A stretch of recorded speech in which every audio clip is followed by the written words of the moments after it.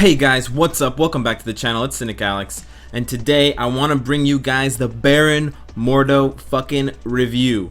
Now, I honestly wanted to do a character review really badly on one of the new characters from the patch. I didn't want to do Doctor Strange, and I'm still kind of contemplating whether I'm actually going to do Doctor Strange or not, because I've done so many other videos about him, and there's so much information about him out there, and I feel like I've already said about as much as I'm gonna say. I mean, if you really want to see how he works, you can check out the live stream, guys. But I'm still contemplating that. So actually, before we get into the Baron Mordo review, let me know in the comments, guys, if you want to see a Doctor Strange review or if you think it's redundant at this point, given the other videos that I've done. But if you're a scumbag motherfucker who doesn't watch my other videos, don't fucking comment, because you don't know shit. And if you don't know shit, one of my personally best friends, then you know, you should go and meet them before you continue watching my videos. So go out and meet shit, come back, and then let me know if you guys had tea or coffee. Let's get into the review, guys. Baron Mordo, the arch nemesis of fucking Doctor Strange. Let's get into the gears really quickly, guys. He's got HP and energy attack on the first skill, which is very crispy. That's nice. Upgrade that. Obviously, you want to roll energy and all attack. Secondly, we have energy, defense, and dodge. Again, dodge is super useful, as you will come to see with this character, so great stats rolled there. I should probably re-roll this first one to either physical defense by level or energy defense. Third stat, attack speed, movement speed, pretty bad, but we already have HP, so it's not so bad. And then you want to probably roll HP here, and I'm going to tell you why you don't want to roll dodge on that a little bit later. And then on the last stat, we have skill cooldown, crowd control time. Skill cooldown is excellent, which means we can, thanks for the dimension rift, ow rocks. But it means that we can run full defense penetration because he's got enough juicy skill cooldown as the main stat.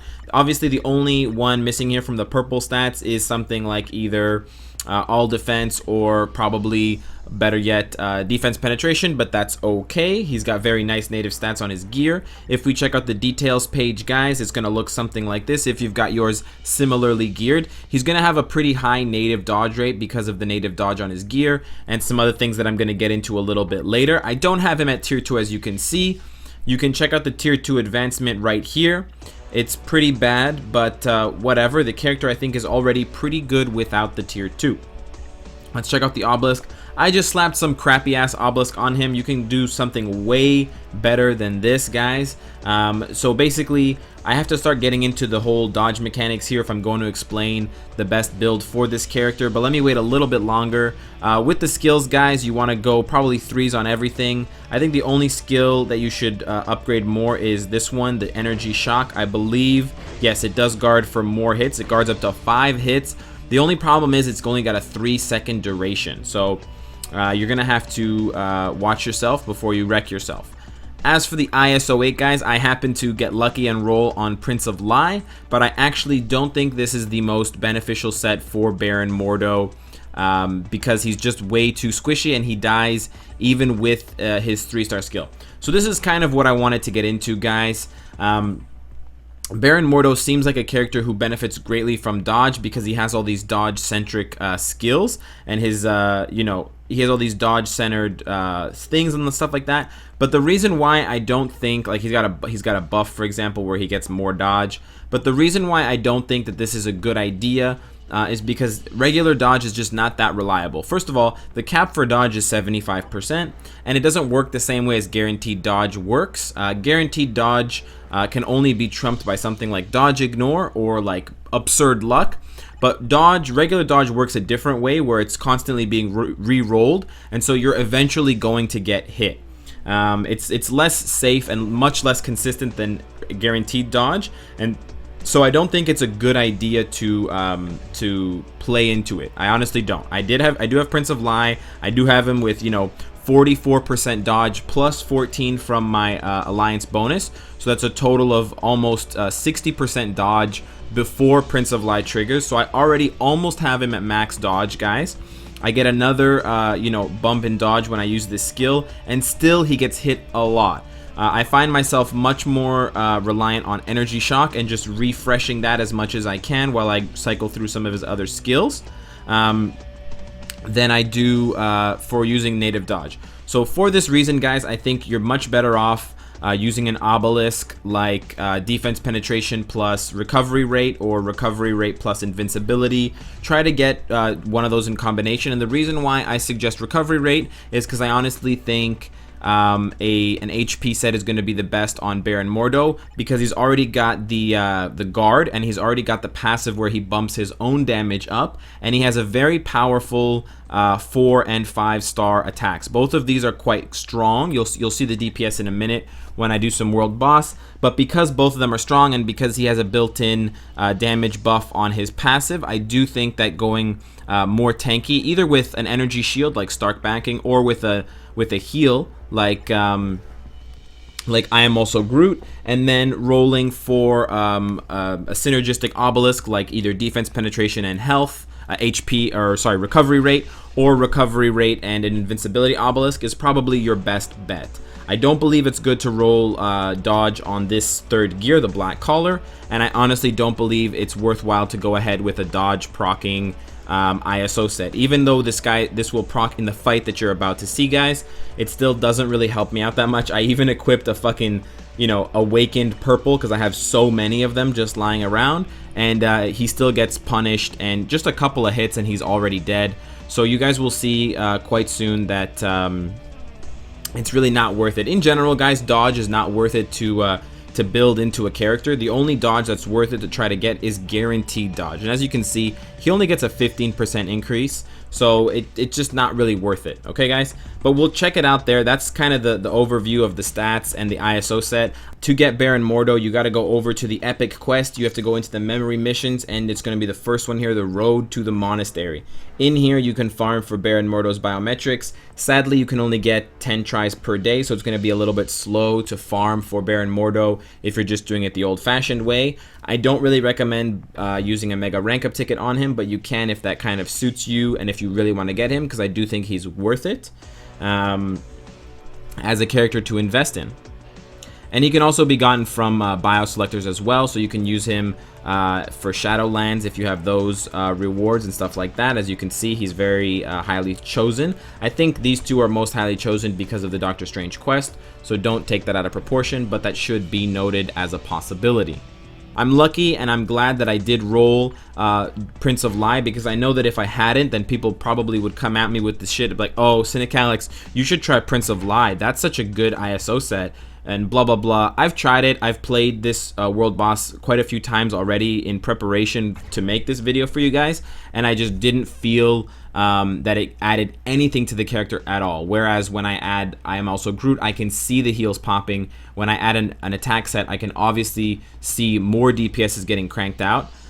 Here we're gonna roll with this team. I picked this team just because I don't want Doctor Strange here. He gets way more bonuses with Doctor Strange. I've already used Doctor Strange, but as you know, he gets 5 badges with Doctor Strange. The reason why I didn't want to use Doctor Strange is because he's going to come in as a striker when Baron Mordo is attacking, and he's going to do way too much damage because he's broken as fuck, and he's going to skew the results, and he's going to give you guys potentially an unrealistic expectation of Sauron, the Dark Wizard. So I didn't want to do that. With the Red Hulk, he's got the max HP crit rate bonus, which is the best bonus he has, aside from the one that he has with the Ancient One, which is energy attack and cooldown time.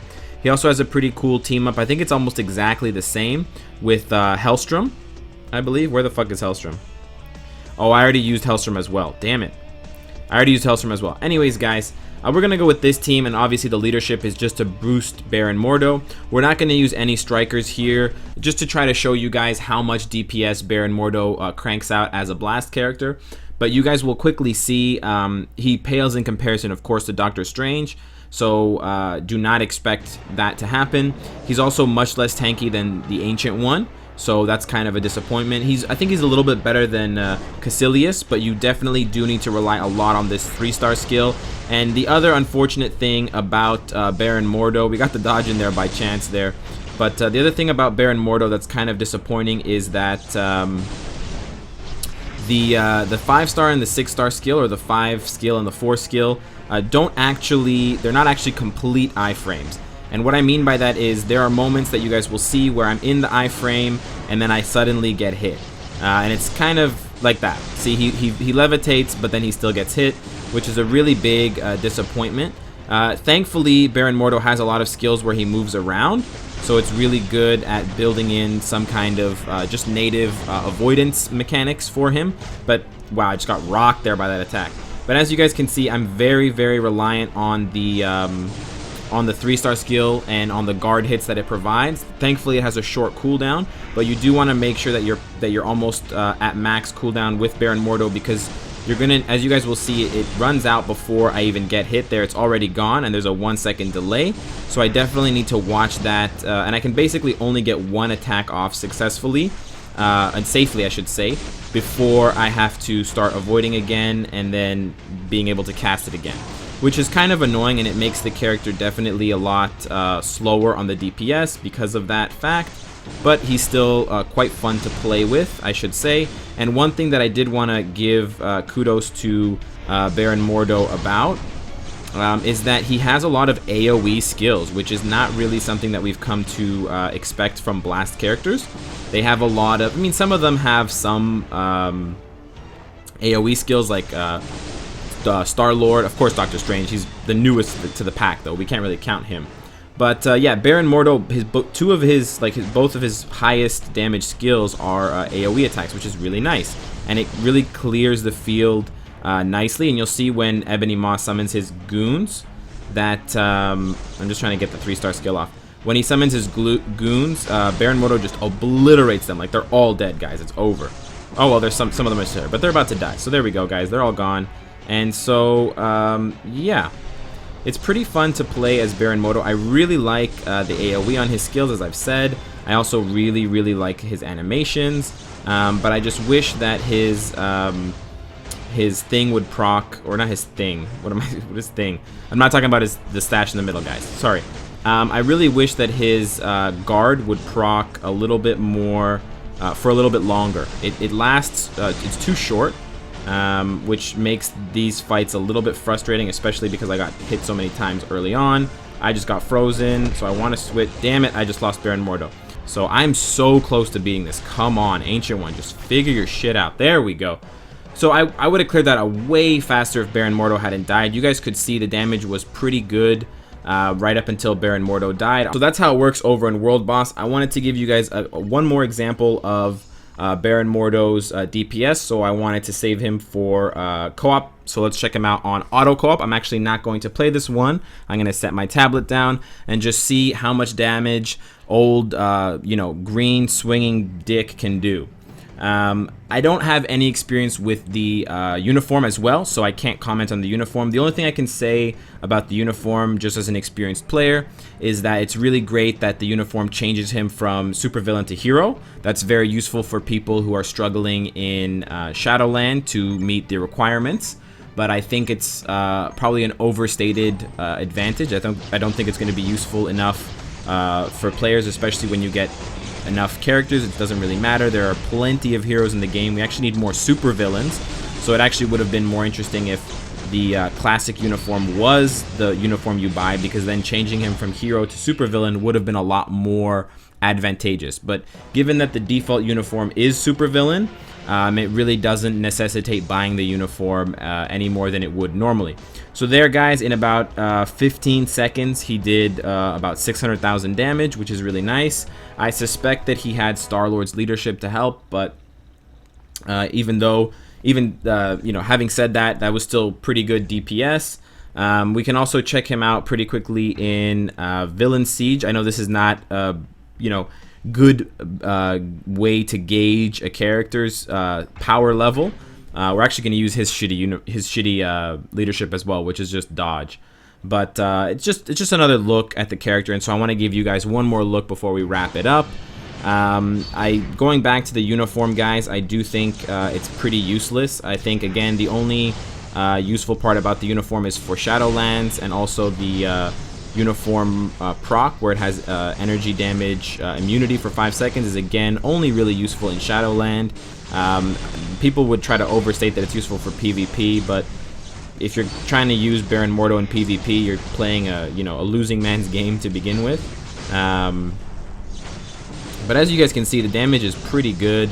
I did about 200,000 in 30 seconds, so I'm going to probably top out at about 800,000 if I go full throttle and I don't get frozen.